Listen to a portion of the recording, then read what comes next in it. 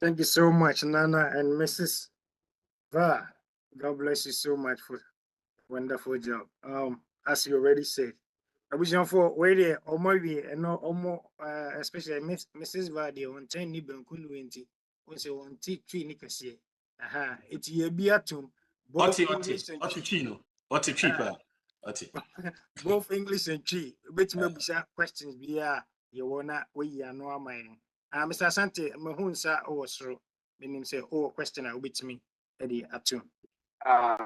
My not Nana any my wife I said must spend the time with us.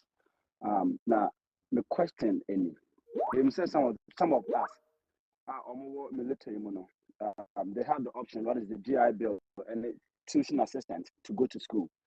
And if you how you can transfer your GI Bill no to your spouse and I say wo eba and now you can't you want some for education. And in case will be a transfer the GI Bill, yeah, and the money is set to go to school, yeah, military car. What are your suggestions for us to answer for such people to set our money up for success financially? Because education part in there is taken care of by the government through the military. Into what suggestions would you give to such people when it comes to looking for option to set our money up for success financially? Yo, very, very, very good question. Very good question. So when it comes to finance, I'm saying can we say the best gift you can give to your child is you setting yourself financially, be in a position where you can, like the Bible said, give to them your grand and grandchildren, so the more. If you settle yourself well enough, if you have something to give to them, there are so many investment things that you can do. One is custodian. You can do custodian. The thing about custodian is when they are 18, it gets off your hands. It's that time now technically no it was a it's that time that's where you na say nya obetimi afa but office where you good near the food training year obetimi ama custodian no aye obetimi ama nakoso na they said they make those who settle up well there are some things that you can give it to them back, so if you're already taking care of school, you can do custodian or you can, put it on you and make a will and give it to them. Sometimes I'll answer. Nana, Mami Susie, so memoir about 2 questions about her, but I won't take here no my answer. I say, please, can adults willing to go to school apply for this scholarship? 1, no. Other 2, I say, is there a website or some links? With me, Eddie Maya, about for bit me apply or. School year, we all know in this country will be able to school and found already 80 years. I'm saying not long ago, you whom I be say what this 80 something or graduate yet. Yes, and these scholarships are there, so many of them. What it is the links. You have so many HSBC, it has a blast, HSBC website, ubitimi scholarships for them. Religious website, Bibliohonoma, ubitimi for them. And a fast web. I'm saying if you have see a little chat in fast web, and raise me, and also another one I'll be team and also be team there too. I have a whole bunch of them here.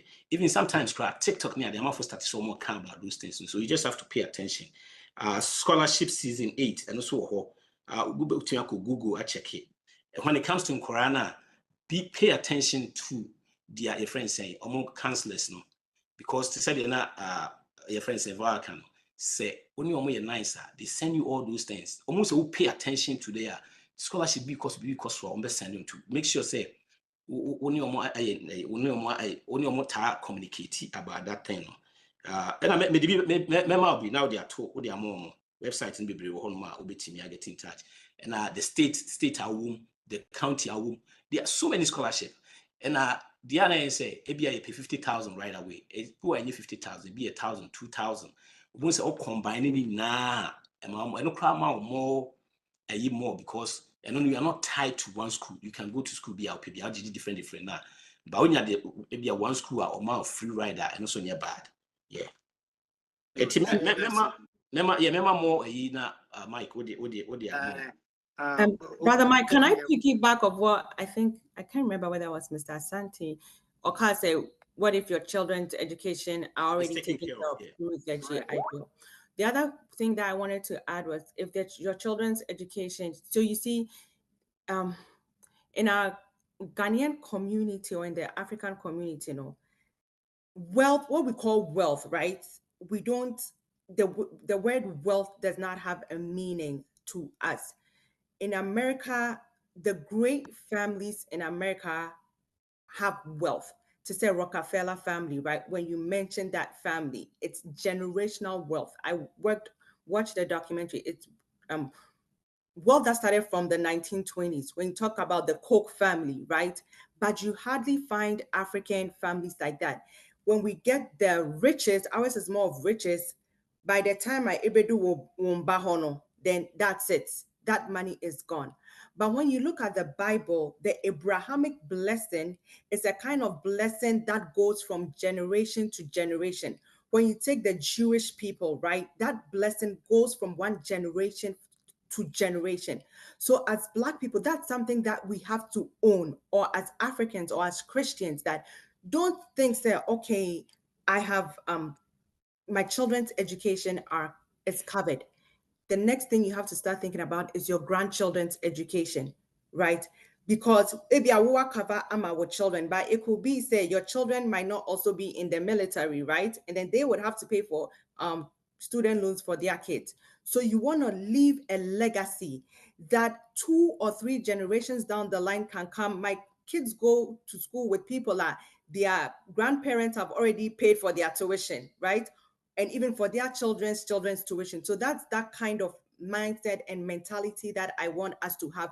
Think beyond your children. Think beyond your children's children. Something that when you're not here, 3 or 4 generations down the line, people can mention and say, my great grandfather came from Africa, did X, Y, and Z, and has paid my mom's tuition, paid my mom's, that kind of down the line until I am not paying tuition, right? So that's the kind of mentality that I want us to have, is leaving generational wealth, leaving legacies. So that's just what I wanted to add. Thank you. Thank you so much. I'm Susan, but you wait a minute, Thank you so much, Mr. and Mrs. Befi. I have a question and I have a help with the scholarship. So when Mrs. was talking, she mentioned something about school, which is very true because my son is in high school and I joined the PTO meeting. And the last one went to the last meeting. They were talking about the scholarship that the kids didn't apply. They said there was a lot of money that they were giving out to the seniors, but those kids didn't apply. It said only 4 students apply and they gave them money to them. So like you are saying, Mr. Buffett, there is a lot of scholarship that if we the parent, if we look into it, we're gonna get some little, like, this money from this place, this money from this place can make a lot of money. So we should look into that. Sometimes the kids don't know, but we the parent, we should always be friends with the counselors, as they're saying, because it's really true. Because when I went to the PTO, I was really surprised that the kids didn't apply for the scholarship, and it's like they say it's over, so they're gonna keep it for the next year. And yeah, my question is, so at what age do you think it will benefit the kid to start volunteering? I would say when it comes to volunteer, there's no specific age. Like what we do, Lawton Town Action Community Center.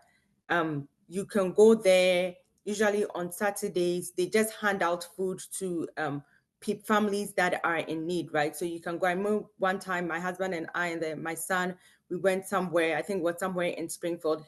This was when they were all less than 10 or even 9. We just went to fold kids for some Afghan refugees. So it only becomes a crime when they are being paid, right? Because the legal age to work is 16 years.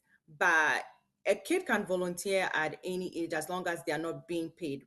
When they are being paid, that's when it is considered work. But there's no specific age for a child to volunteer. Good. And what I also add is those that have the chance also taking the kids to Ghana.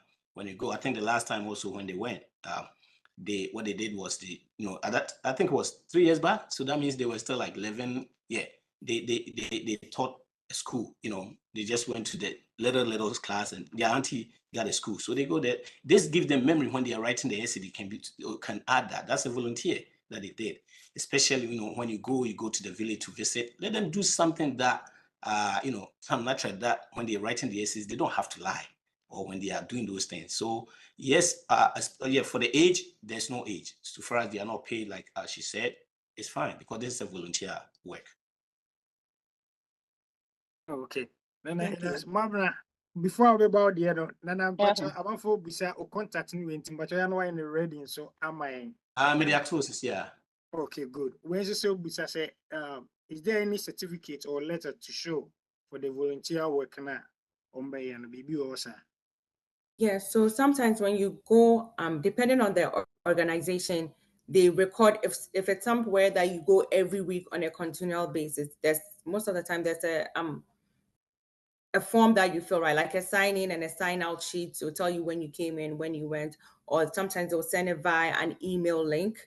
And then what you can also do, since you are volunteering there, if you need them to write a letter, right? Most of the time they don't give out certificates. Some will do, but most of the time they can always write a letter, right? If the hours are not being tracked, you can just talk to whoever the coordinator is. If you needed to apply for schools or anything like that, just tell them to write a letter to certify that you volunteered X number of hours or between month and April or 2019 to 2020. As long as you did it, there's always proof they can find to back that up.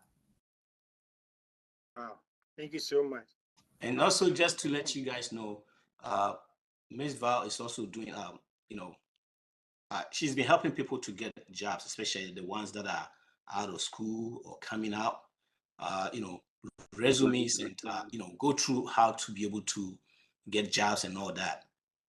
Can connect you with a resume, able to prepare your resume, and also coach you how to be able to do that. So when you get in touch, we can help you with all those things. Okay. Number.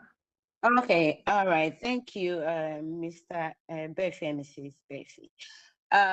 First of all, my suggestion for the education department about the scholarship that Susie was talking about, that a lot of kids don't apply. I had the opportunity to talk to one of the final year high schoolers in church, and I asked her, how many scholarships did you apply? He said, Auntie, you know what? I forgot. I forgot some, I couldn't apply some because, it was so much. I forgot a whole lot, right? And my suggestion for the education department, you guys have done an amazing job this week and all the time. And I want to suggest, if we can be volunteers around the final year, when they are in their 12th grades, when the scholarships are coming in, we can each, as the parents that we know, like education system, to help these kids apply for most of the scholarship. If the education department can pick some of us to just help these 12th graders do so much to get the scholarship, because there are a lot of scholarship. I have a 8th grader going to 9th grade. I know when my child started from pre-K that they are not going to pay tuition. I know. So I've been following the scholarship. Sometimes they do all these programs on YouTube. They do it on Instagram about scholarship, how to apply. I followed, these Asians, they do get a lot of scholarship, and they tell you what they did, right? Their parents invest in paying some others to teach their kids how to write the letter. They pay to teach their kids how to, because as we are applying, it's not just you. A lot of people are applying. It's what you write, your volunteer, and all that matters. Your grades matters. Your grades as well too matters. So I just want to say that if education department can just let some of us volunteer or be mentors, work around these kids and help them, remind them every day that you need to apply. Because a friend of mine did that to the daughter, and the daughter ended up having 100,000 as I'm talking. And she said, Mabna, my daughter is still going to write more and is going to get more. Now, my question is, what GPA do you think these kids should have to apply for the scholarships? Okay, so let me elaborate on what you said before I come to that. See, okay. what it is you have to pay attention. You see what you're saying, and you have to start talking about it, right? I start talking about this to my daughter when she was 11, 12. Sometimes she just look at me and was like, why are you telling me all this? I said, what I want you to know is you're not taking loans and I'm not signing anything for you, period. No loans, and I'm not signing it. So I keep on saying it all the time. So right now it's in her head that she needs scholarship, and you don't have to be smart. That is different. That is the academic ones that you have these big GPAs and all that. No, that is there, but they have, even if when you're tall, they have scholarship over there. Oh, scholarship. So they have so different scholarship. The Jay-Z scholarship, you get 1,000 from here. So coming to the GPA, yes, I mean, if you get 4.9, yeah, that's fine and all that. But the thing is, you don't have to be smart and get all that GPA because of that. Yeah, that is there. That's why I separated that athletic and academic. Those are when you need the big ones. That is fine. But even if you're not that smart, you can still get a scholarship. That's what I'm talking about. When you read that book, I don't think I have it here. I would have shown it to you. When you read it, this girl wasn't that smart, but she got 500,000. So let's not just focus on that. There are some people that are very smart. There's some kids they are smart. That is fine, right? So that you know they are going because they are too smart. Their GPAs it's untouchable. Yeah, but even with that, if they are not, if their GPA is low, they can still make it with these scholarships. So this is good, but let's not just focus on the GPAs alone. What I want to put at the back of their mind is it doesn't matter what it is. You have a portion of that money for you over there. If you want to go get it, you will get it. You can't just apply for just 2 or 3. You have to apply for more, hundreds, because somebody is smart and she is going, but you have to do more to get it. And if you do more, you'll get it. Sometimes, and it's not, look, remember, these are kids, they are 17, 18. So yeah, the possibility of them, forgetting is very high. So you have to be on them, continuously be on them, starting from maybe they are 11, 12, then you're telling them, I'm not signing anything for you, no loans for you, a scholarship that you are taking. So if you know you're not smart, there's another alternative. This is what we have to do, yeah. All right, thank you. My second question is, what do you think about community college? There's nothing wrong with community college. Okay. Yeah, there's nothing wrong with it. So far as I understand, people say when they go to community college, they stay home, they are not serious. That's the only difference. But what it is they have to know where they're going. They have to make sure the credit they are taking, that wherever they are going to go to are going to take those credit. Those are the homework you have to do. So, but there's nothing wrong with it. As a matter of fact, it's good. I don't know if you've seen these days, people are doing that more. They are doing that more because what it is, it saves you a lot of money. Yeah.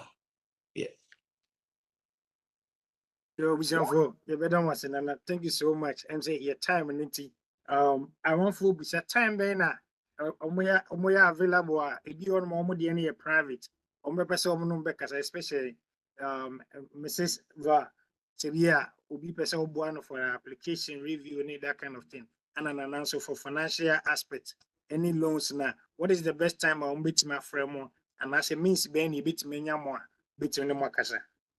Me Pacho, answer was a question, but I will answer question, but to make myself one question, me Pacho. Quick mind. Yeah, my question is you being a professional, so we have young adults here who are listening to this program. So what advice will you give to this kids because sometimes these kids they think that they know more than the parent. You as I know I did. They will not let you know what is going on in their school or in their applying for school loans. So what advice will you give to these kids to listen to the parent? Thank you. Yo, you see, you said it again, student loan, school loans. Let's take that out of our home. You student loan free fee. Then focus on.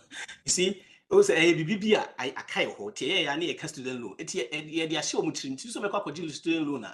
I don't know, also have a pay your friends scholarships. See, so let's take that out of our mindset. Say, number one, we are going to school and we are going for free. There are so many resources out there you can do. It all depends on the school choice. If you apply for scholarships and that gets you 20,000 and you still want to go to a 50,000 school, that is up to you. What I'll tell the kids is, guys, there are so many scholarships out there. I understand sometimes it's tough, right? It's tough. But sometimes listen to your parents. They have life experience. You are just 18 years. Your parent is it's like 50, 40, and so that means they've gone through a lot, even though they might not been to school, but they have life experiences.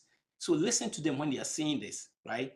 You have to understand them, because what it is every parent. I don't know any parent that will just stand out there and say, I don't want my son, my child to succeed. I've never seen one. Maybe they might be, but so everything that they are telling you, they will not let you fail. What it is they're trying to do the best that they can for you. So kids, make sure you listen to them. What it is even if you don't trust them, in the church, we have professionals over there.